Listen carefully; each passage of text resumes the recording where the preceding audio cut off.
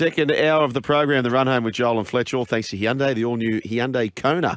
Imagine to be bold at any time fitness, no matter who you are, you're welcome at any time. We welcome our listeners who are joining us also through SENZ in New Zealand. So much sport on. Can I give you an ironclad guarantee, Missile? Yep. Social media, you will see this at least 100 times.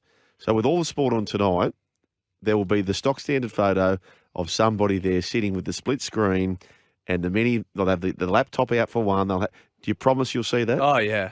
Yeah. It'll be Sean Omerod. Yeah, it'll be exactly right. Exactly right. Plenty more to get to. Adam Peacock's going to join us to preview the World Cup soccer for the ladies and Barat's under racing, of course, with the Ashes. But in the meantime, Matty Johns, all thanks to Chemist Warehouse. You can rush into Chemist Warehouse to get half price off. The Synovus vitamin range excludes bulk sizes. And Matty's on the line. G'day, Matty. Hey, Joel. Missile, how are you, lads? Mate, we sound like you might need the Synovus vitamin range. You okay, mate? Yeah, something going. Hindy's just he's brought something back from Bali, I think, and given it to all the team. Yeah, well, your mate did well yesterday. He was a bit crook as well. Now, just before we get on, I hate to do this, but Missile was starting a story, Matty, in the break, and it really got my attention. Can you set the scene, Missile? And this is probably one of the reasons why he may be on your short list, the shadow reserves list for Morning Glory with this content. Go on, tell us. Okay, well, I'll do the PG version, so I'll leave out some parts of the story. So I'm on a Bucks on the weekend. It's all my Port Macquarie mates. So these are the loose units. So we get 20 blokes on a farm about half an hour out the back of Moolumbar. Nothing around for kilometres, so no noise complaints, of course. Anyway, this happens pretty much every time I'm on a big night. This happens. So there's one guy all night. I haven't seen him in a long time. He's gone, I could beat you in a swimming race. I got you. I reckon I got you in a swimming race. All night. Gets to 3 a.m. So there's a pool there, is there? No pool. Oh. Gets to 3 a.m. Yeah. And the other boys there just go, mate, we've had enough of this. Like, we saw this dam a couple of paddocks over on this property. They go, let's settle it. No. And I'm like, no, it's 3 a.m. It would have been 0 degrees. We're at the foot of the mountains here. It's freezing cold. And all the boys just get around it instantly like, yeah, we got to do it. So we all pile into the cars and we're driving through the paddocks on this farm and we light up this dam with all the car lights. Really? 3 a.m. in the morning, freezing cold. So me and this other bloke stripped down to our undies. Can I just ask you one thing? When you were standing ready to dive at the London Olympics and the World Championship, did you ever envisage it would all amount to this? Oh, not really. Anyway, so we're standing at the edge of this dam and the dam itself just looks black. No idea how deep it is or anything like that. So two of the boys, there's like a canoe off the side of this dam. So they hop in the canoe and paddle out into the middle of the dam, and they're the finishing line. Right. Blokes are sticking in like fishing rods and stuff to see how deep it is, to see if we can dive or not. They're like, yep, you're sweet to dive. Another one of the blokes on the thing bought this this machine gun gel blaster gun. So he's shooting at us while we're lining up to race. Anyway, so I dive in and race this idiot at 3 a.m., middle of the night. Every time I pulled through with my stroke, I could just feel slime and like it tasted like cow shit. Like it was disgusting. And it kind of like, it slowed my night down a bit after that because it sobered me up a bit. And it's 3 a.m. I got out, I was freezing cold, but absolutely demolished this guy. But then this other little kid jumped in. Well, little kid, he's 30 years old. This other bloke jumps in, and none of us really knew him. He was from Kempsey, so he's a bit different. You know, Kempsey kids a bit different. He decides to jump in and join in on the race. Oh, no. So I've touched the canoe, finished, race over. I'm swimming back, and I see this Kempsey kid, and I was like, this guy's a lair. Like, you weren't in the race. So I'll go over, I push his head down and kick him down under the bottom of the dam. So he's in the bottom of the dam, and he must have taken some water on board, and he popped up like real rattled. We take him, and he was one of the blokes that drove down. He's going, oh, I can't drive, and he's shivering and stuff. I put him in the back of the ute, drove him back. We found him the next morning naked in the shower with vomit all over him, and it fully ended his night. Oh, my God. Mate, Jesus. Matt, this bloke who's on your short list, mate, he's an undercover rat bag, let me tell you that. I can tell. Me and Fletch talk about it all the time. He's a serial dirtbag. It sounds like, swimming at that time of the night, 3 a.m. in the morning, dark creek, all these, pumped up young fellas. It sounds like the start of one of those horror movies. Friday the 13th. It's funny things that happen. Myself and a few mates, Billy Pede and Jamie Forbes, sort of rugby league identities. We used to, when we were young blokes, we used to jump in the car and with no money, just see how far north we could bludge off people and, so on and whatnot. Anyway, one night we get to, we're in Foster and we went to the RSL there, and these few local blokes come up and say, hey, do you blokes play lower grades at the Knights? And we're like, yeah, we okay. And they go, oh, man, we reckon we can beat us in a game of football. We'll challenge you to a game in the car park on the cement. Oh. And we're like, okay, yeah, it's nearly midnight. Yeah, sweet. So we get out there and, mate, it's all on. And my mate Billy Peden is, mate, honestly, he'd tackle an upright 100 times. Mate, he is just jamming these blokes literally on the asphalt.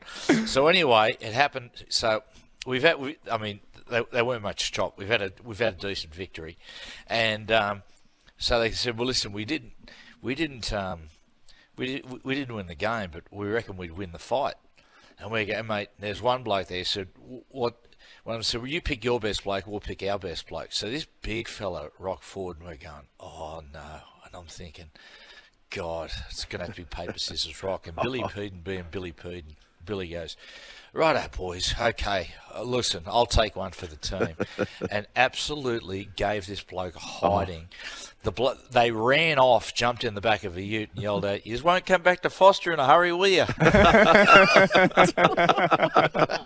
Oh, mate. The things you do on the sauce, eh? I tell you, a bloke who you may know, actually, I won't mention him on air, but he was that Schindler's one day, and he said to a mate, it was just him and sitting in the backyard with his mate, and there was like a gum tree or some kind of tree. He said, I reckon I could knock that tree over. Right. And so he took about a 30-metre run up, surged into it, busted everything he could possibly bust in the shoulder, hasn't had a drink for 15 years. Oh, really? Nah, okay. That was the thing. Well, yeah. If this is the theme, right, because tonight it's Tigers versus Dragons, we could probably abbreviate the talk on that. Yeah. And I've told this story before for people that haven't heard it. Again, same crew, Billy Peden, myself, Jamie Forbes. We're in Hawaii. It's our first overseas trip. We just turned 21. We're on the dole. We saved up our dole to go over there. They ended up finding out about it. We had to pay all the money back. It was the good old days of the dole where you turn up at the CES, it was, and you just go, how many jobs you applied for? 3. Write down, and they go, no worries, hand over your money. So we just saved the money. I mean, we've got to give it back. But we're absolutely on the sauce. The last day, we go on this boat cruise on Waikiki, and the rule was, whenever the boat was on the water, the grog was free. Well, the boat broke down, right? And so we're on there about an extra hour and a half, and mate, we've got on. We're about to head to the airport. We're absolutely wasted. So we go to the hotel. We get our bags, and we're in a cab heading to Honolulu Airport. Anyway, our cabbie and this guy started having a road rage fight, right? And this guy jumps out and he kicks the cab and jumps back in, and the taxi driver's going nuts, and he's tailgating our taxi. Anyway, my mate Forbes, he goes, I'll tell you what, mate, if we get a red light between now and the airport, I'll jump out and give the bloke a bit of a set to. and the guy goes, the American goes, wow, man, that'd be crazy. If you can do that, man, free ride. And I'm thinking, oh no, please, God, no. So anyway, sure enough, we get the red light. Forbes, he walks over and he taps on this big bloke's window, and the bloke winds the window down. Forbes, he just gives him a little short right. So anyway, the bloke's gone down as if he had a fall, and he's come up with a baseball bat, right? And he's wailing into Forbesy. Me and Billy's got out. We're pushing him off Forbesy, and meanwhile, the guy's hopped back in his car and he's shot off down the highway. Meanwhile, our cab has done a long left, and he's waiting for us down a side street, sort of cheering us on. So I'm walking over. I cross the road, the highway, to go to the cab, and all of a sudden, the boys are standing on the medium strip, sloshed. All of a sudden, I hear this ungodly screech, right? And this palooka has driven 200 metres down the road and thought, nah, I'm going to get these blokes. Drove over the medium strip, and he's coming straight back down towards the boys. The boys, I don't know what the boys were thinking. The boys flipped him the bird. He's drove up on the median strip and honestly hit him at full pace. It was an act of God. He hit them, and they went either side, and he kept going. He didn't go over them. They actually went, when he hit the impact, sort of shot them off, one to the left, one to the right. And anyway, people have come running from everywhere. We've got his number plate. We just want to get back home. Let's get to the airport. The boys had broke their ribs, 3 ribs, both of them. Both of them did an ACL. Oh. And these are the days where, basically, it didn't matter. They just let you on a plane no matter what. So they've let us on the plane. The boys' clothes were ripped, and we had to stop over in Auckland. The boys jumped off. When the plane landed in Auckland, they were hungover. Both of them had 2 or 3 broken ribs, Yuck. and both had done their ACLs. How do you reckon they were travelling? Yuck. How was the trip, boys? Yeah, fantastic. Had a great time. Go back to Hawaii soon. Aloha. Aloha. Oh, yuck. Hey, Matty, I just we're talking about the Dragons and the Tigers. I was just reminded of this. Now, Fox do a really good job of start of a round. They'll see what's a feature game, which typically is on a Thursday. Yeah. And then they'll take you back and show you some of the games that they've met in the past, famous games, and plenty of good games between the Dragons and the Tigers, and it all culminates in tonight's wonderful clash. But that 2005 semi-final, many people forget, and I'm just seeing it on the screen here, where Mark Gasnier had a spell over the Tigers, an absolute spell over the Tigers, and Tim Sheen, he'd score 3 tries, honestly, not exaggerating, every time he played the Tigers. And Tim Sheen, very cleverly, which people forget about, he had to counter him. So he played that game, and he'd never played there in his life. Pat Richards, the big frame of Pat Richards, Marked him. He played him in the centres, marked him, and he shut him down. It was the quietest game Gaz has ever had in his life. It's interesting thinking back that time. I remember when they won that game, and if you watch it really closely, what the Tigers are doing, they're playing really straight, tight block formations. Block formation is not to play around the opposition, but play through them, sort of pull them apart. Sheensy had a thing that they had a big pack of forwards, the Dragons, but as the game got on, they didn't have the defensive energy to shut the space, shut the holes, particularly because the Tigers had a fast-moving pack. And so what he started to do with Dean Hallertau, he and Robbie Farah were playing double dummy half. So if Robbie Farah jumped out and went out of dummy half, straight away Dino would jump into dummy half and he'd just go straight after it.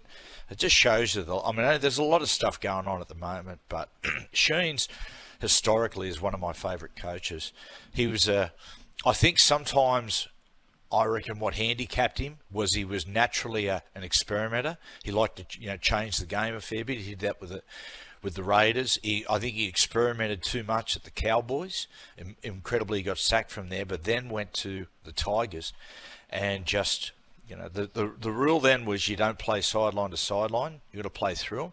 And he all of a sudden went into this game that was defence orientated, and just started playing sideline to sideline with Benji and Princey and Hodges and Robbie at a dummy half with all these young blokes, and just halfway through that year in 2005. They were going good. They were on the improve. You could see there was this team's going to do something in a year or two. But suddenly they just caught fire. I mean, guys like Paul Fatawira, just, they'd be doing little block formations. And then, Toddy Payton would just go short ball to Fatawira. He'd go short ball to Hodjo going around the outside. It was just like the last 3 or 4 passes were like dink, dink, dink, dink, dink. It was the most perfect synchronised football that to this day I've ever seen. A lot of the Tigers internally will say the 2010 side was better equipped to win the comp. Mm-hmm. Their defence was better, all those things. And the key, and you mentioned Toddy Payton, they were all set to go. They played a prelim against the Dragons, and he had rolled his foot on a tennis ball at training that week, and it ruled him out, and they all swear blind. And still the Dragons only snuck home. They snuck home by a soured field goal, I think you'll find. And that derailed them, but everyone thinks that was the grand final more likely to win than 2005. Yeah.